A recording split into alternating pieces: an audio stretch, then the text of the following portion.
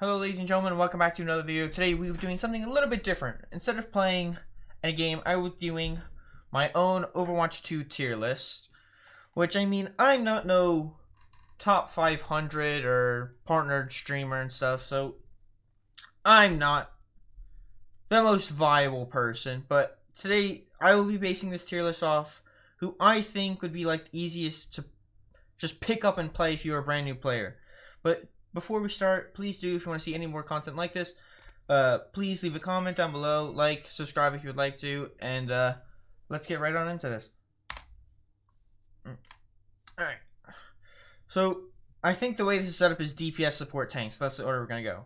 So, I'm going to have S. I don't know why you guys don't see my face cam. Oh well, it's no big deal for this kind of video. You guys get to see it better.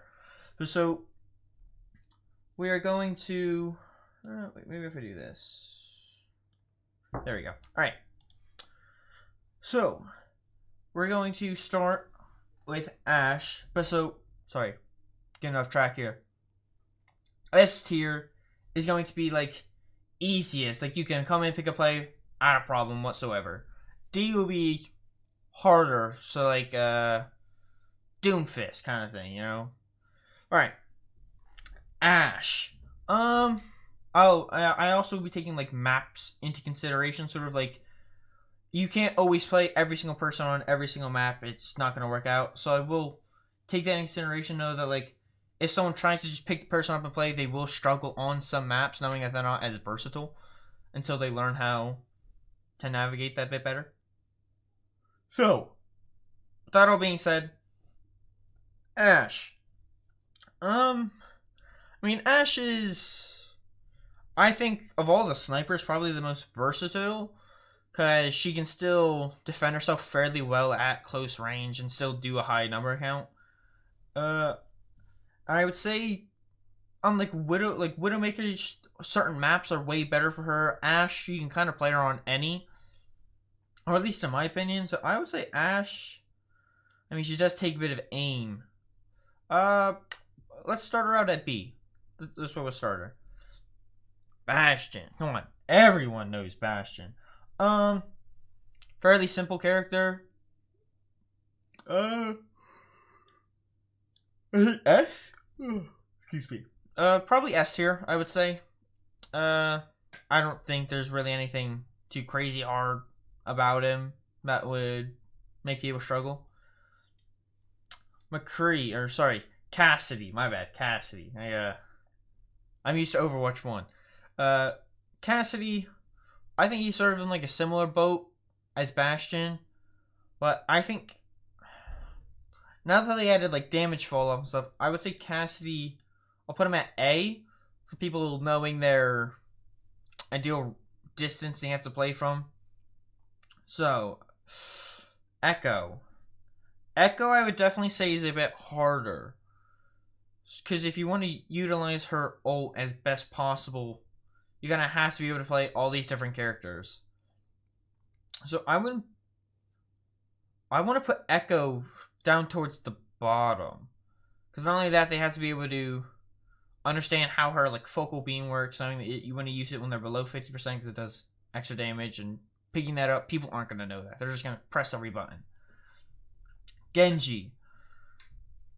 It's definitely possible to just pick him up and play, but not on a higher tier. They're not going to play him properly, I guess. I think I'll put him similar as Ashe for the reason, I mean, he's pretty self-explanatory. It's just the fact that if people don't know how to properly get his dash resets, as well as just being able to be really good at Genji, your tracking has to be like sort of amazing. To know you dash this far, the person's now going to be at this location. I think keeping him at B for now isn't bad. Hanzo, though. Alright. I think Hanzo can be a little more like versatile than Widow, because you can still play sort of with your team and still do your high damage numbers.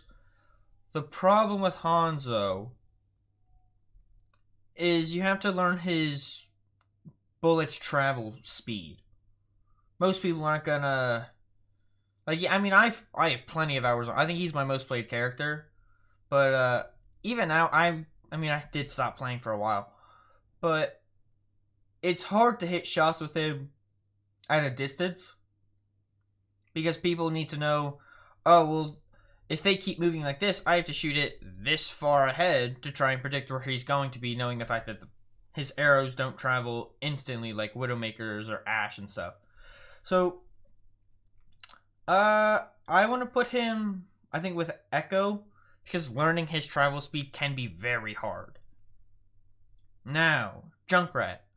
Once again, I think Junkrat, if you want to play him really good, like Pro League wise, see getting everything down perfectly, he can be a bit lower. But for just starting out, anyone can play Junkrat without a problem.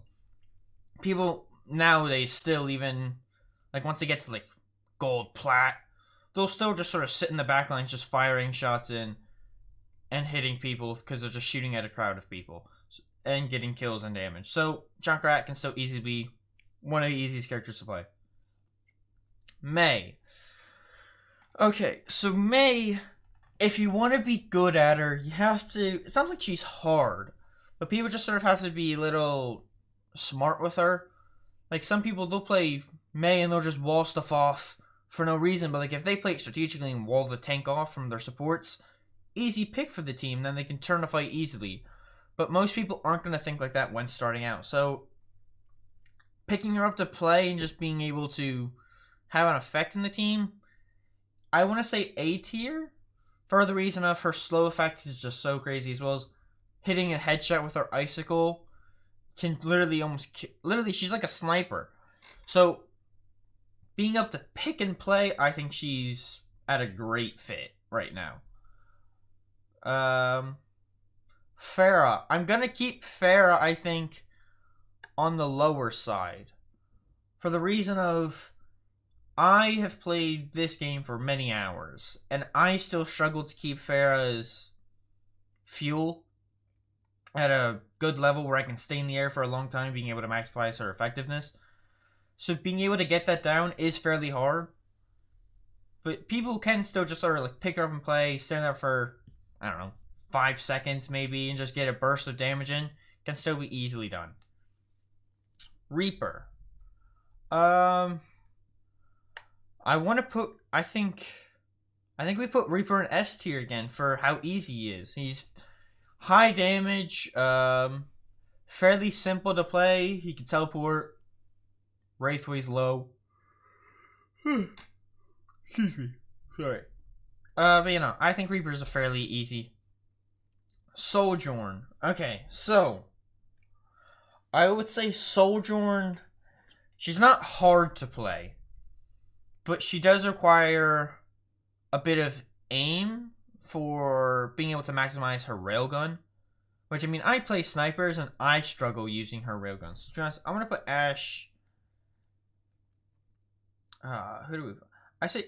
I say we put her in A for the reason she only really takes, I want to say aim, really. Like, that's all she kind of really takes to be able to maximize her. And anyone can do that. Anyone can go practice the raid. Soldier 76. I'm going to put him S tier. Without a doubt. S tier. Literally, he's the person you get introduced in the tutorial. He's literally just a run and gun kind of person. You point, aim, click, and kill someone. Low, pop your healing. Pretty self-explanatory. Sombra. I think I want to put Sombra at A tier. For the reason of, people have to get the combo order down correctly to one-shot those, or pretty much one-shot the 250 and health lower people, I would want to say. As well as just knowing which person they need to focus. Because if you're in bronze, you're not going to know, oh, I'm supposed to be focusing their supports in the back line. They're just going to go and shoot the tank. Let's be real here. So, I'm going to put Sombra on A tier because people aren't going to know exactly who they need to focus. Symmetra. I absolutely hate Symmetra. But I would say picking up and playing, I mean, there are fair things to learn about her that you might not know off the bat. I think I'll put her A tier, knowing how. I mean, you just literally just have to do damage, and she starts doing more. But I want to say knowing where to teleport, where to like place your turrets, or how to combine the two. So, excuse me, Jesus, can't stay awake. But so yeah, I would say Sim's fairly easy character to be able to get the basics down and be effective in your team fights. Torbjorn. Alright, I'm putting him A tier. I mean, Tor himself can actually do a fair bit of damage with his gun. But he can literally just throw his turret down at the top of something. And I mean, he can either sit there and heal it, or he can just leave it be. But that's now just like a sixth target, similar to like Symmetra with her little sentry turrets. A sixth target that's doing damage that now the enemy team has to focus, or else they're going to be taking extra damage. And it's just, he's so easy to play. Tracer. I'm thinking Tracer on the harder side, so either like C or D. For the reason of, people gotta know how to get close enough, how to be able to do the one-shot combo for the lower health people, being able to waste their whole clip and then get the melee in time and still be able to get out. I think I'm going to put Tracer on the harder side. She's definitely going to take more hours to be put in to be able in order to get value properly. But I would say Tracer's one of the harder characters to play. Venture. I want to put her in the middle of the pack. For the reason of, I don't think she's like the easiest, like you just pick her up and know exactly how to do. But I think with just putting in a little bit of time, you'll understand how her abilities work, what order you should do them, and how to keep them. Because she has a really strong, like a cooldown cycle, I guess. Like she can go underground, pop out, use her drill, get a few shots, and be able to pop right back into the ground. And she can be very hard to kill. So if you're able to like get that under mastery, I guess you would call it, she can be really effective, and she even sort of can do one-shot combos. So pretty strong character. And now our last DPS, Widowmaker.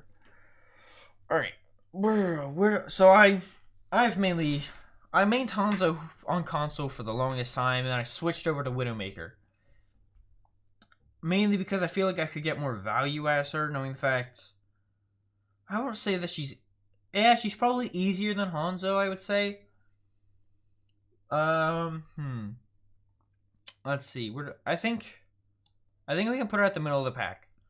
She's not great on every single map, but there are plenty of maps that she's completely fine with. Be able to survive without a doubt. But the only problem is, when playing Widowmaker, people are going to know where to position themselves so they're not going to just get picked, where they can stay to be able to get picks, along with like any other sniper and stuff. But I think one of the reasons why Widowmaker can struggle so much is, unlike Hanzo and Ashe, when people are like up in her face, they have an easier capability of being able to deal with it and protect themselves, whereas Widow, her AR isn't the greatest, but I mean, if you're you've literally the best aim on Widow. I don't really watch Pro League much anymore, but the one person I do still watch that mains them, Kenzo.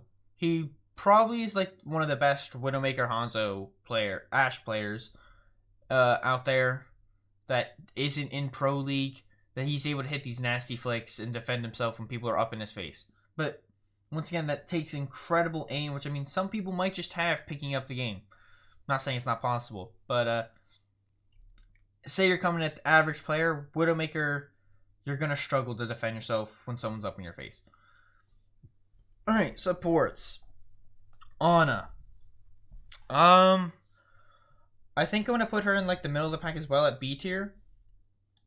For the reason of, I mean, people got to know when to shoot the tent, or like your team, when to shoot the enemy, along with when to use sleep darts, and to be honest, hitting sleep darts can be fairly hard. Because, like, it's not like when you click it, that's when it gets fired. She has a little animations and stuff, so... But also know... Because, like, that's a really strong ability. You can cancel ultimates using that and stuff. So, being able to hit those sleep darts when it's really crucial, it's a lot of pressure. As well as being able to know when you use your grenade to heal yourself or team, or when you throw it at the enemy to anti them. So, it's sort of... With Ana, it's a bit more decision-making of when you want to do things. So that's why I have her a little bit lower. It's going to take a little bit more experience to play Ana. Baptiste.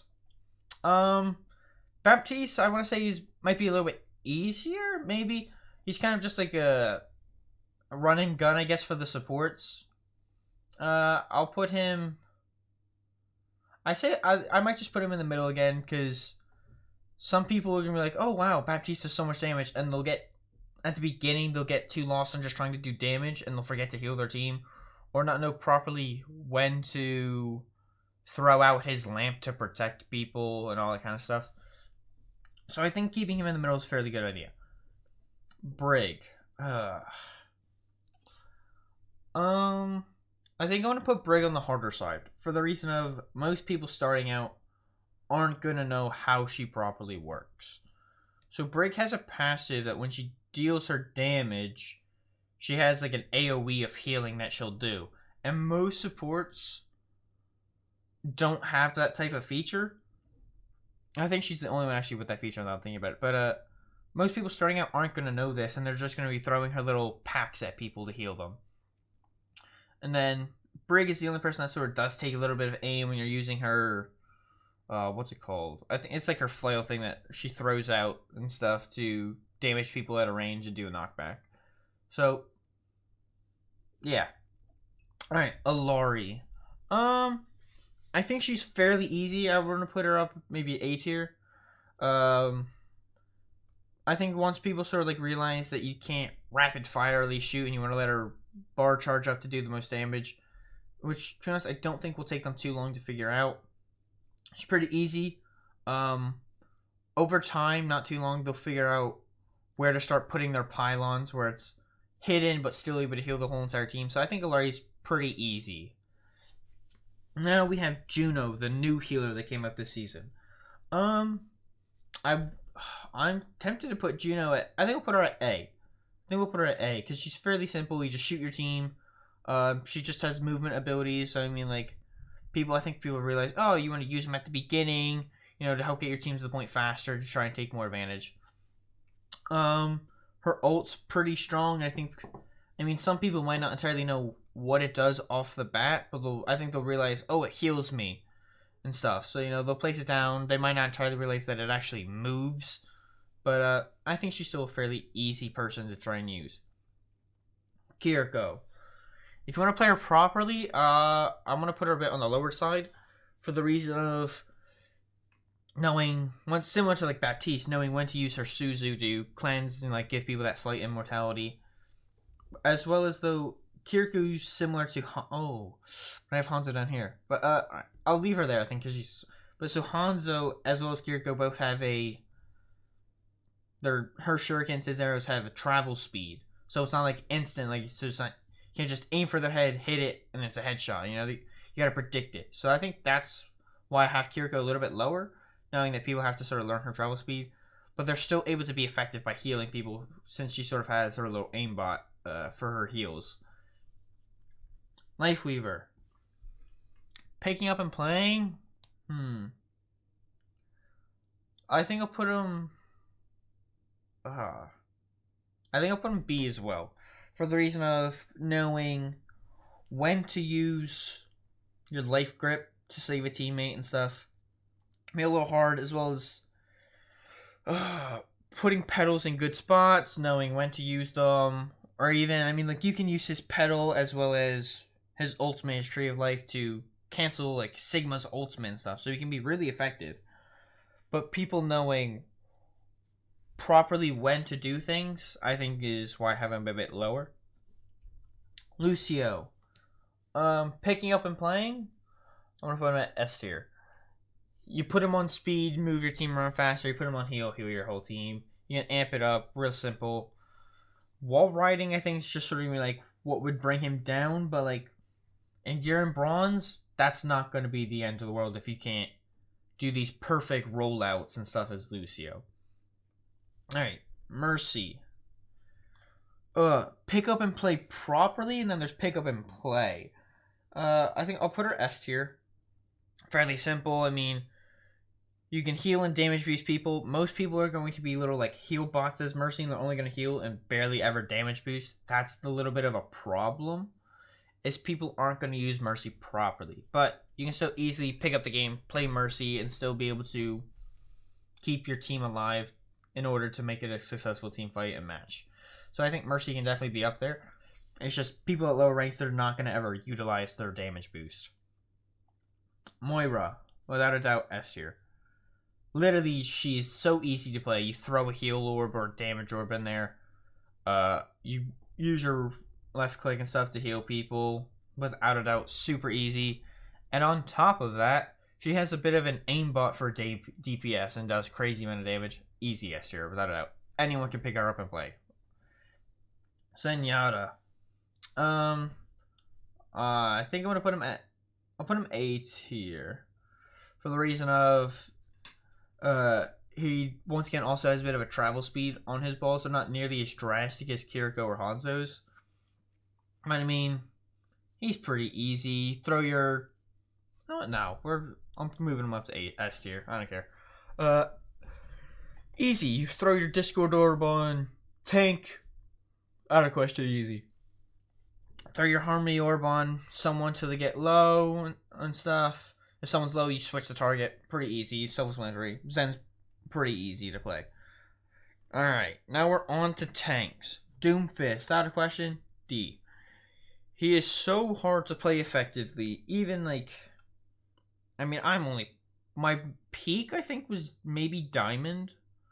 But, Plat player mainly. Doomfist, even people in that rank still can't master his movement. Doomfist has probably one of the best movements in the entire game, but in order to maximize that and make it effective, to be able to get in and out without dying, very hard for people to do proper rollouts. Alright. Diva. I'm going to put her at the middle of the pack. Because, I mean, some people might waste her defense matrix way too early and not maximize its effectiveness. But I mean, it's fairly simple. You know, you can shoot people. I mean, you do have to play a bit closer for her damage to get maximized. So I think people are going to be a little funky on where to play as her. Junker Queen. I'm going to put her at A. I think she's fairly easy. She's her shout to heal, move a bit faster. But as well as the fact her bleed effect is just so strong that people are going to be doing damage high numbers that they're not really going to notice how crazy it is, because that bleed effect on her is so strong. You can literally like one combo anyone. I'll go to like 250. I don't know if she can one combo Bastion at 300 health, but it's just so you throw a knife, and that's why I have her on A tier. She takes a little bit of accuracy required when throwing like her knives and trying to hit her axe swing. But other than that, though, she's very strong as well as pretty easy to learn. Alright, the one that everyone hates. Mauga. Alright. I'm also going to put him at A tier. I think he could easily be S tier, but I did just see a video of a streamer watching a bronze play Mauga, and I don't think the guy understood how Mauga works. I mean, he rarely ever used his stomping ability, as well as the fact he always played Mauga at a range. He wasn't in like the effective range. But every time he used his E ability to pop his healing radius ability, he would always back up.